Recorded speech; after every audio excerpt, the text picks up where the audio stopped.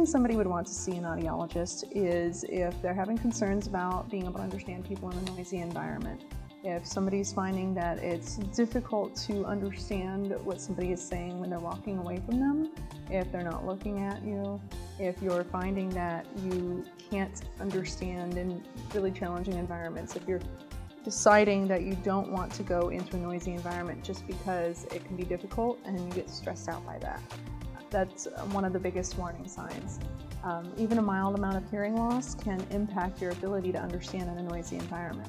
That's why a lot of my patients who complain about people mumbling, that's usually a sign that you've got some concern about hearing loss. When other people start to mumble, that probably means you're the one that's having the challenge understanding them. One of the biggest complaints I hear when it comes to patients is that young kids these days are talking so quietly, or women and children aren't as easy to understand. That's a very common challenge with the onset of hearing loss. If we have wax accumulating in the ear canal and causing a blockage, it acts like an earplug. It stops our hearing, so you can have hearing loss from just simple earwax. And if you have any fluid in there, or if the bones aren't attached, or if the eardrum's not intact, that can cause a middle ear hearing loss, which is called a conductive hearing loss. That can be reversible, that can be medically managed. Age-related hearing loss is usually caused by noise over your lifetime. It's also caused by a genetic predisposition toward having hearing loss that can just become accumulated with the noise to create damage.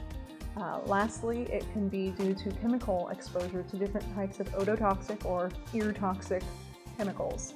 Things like strong antibiotics can cause issues. Even taking too much aspirin can cause some hearing loss. So some people who take a lot of baby aspirin every day, or take a lot of aspirin every day, they may start to notice a low frequency hearing loss. So there's a lot of different things that can create a problem in your hearing.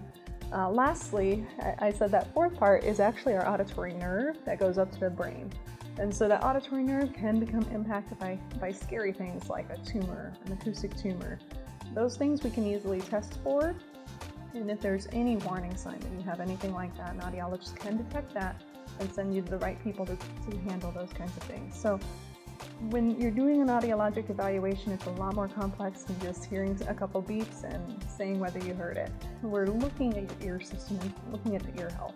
The hearing should be evaluated at least every 5 years, even when you're younger, and then every 2 to 3 years as you get older. When you're in your 50s, basically every 2 to 3 years is a good thing to start evaluating your hearing, just because you never know when it's going to sneak up on you, and it's good to have a baseline to get started.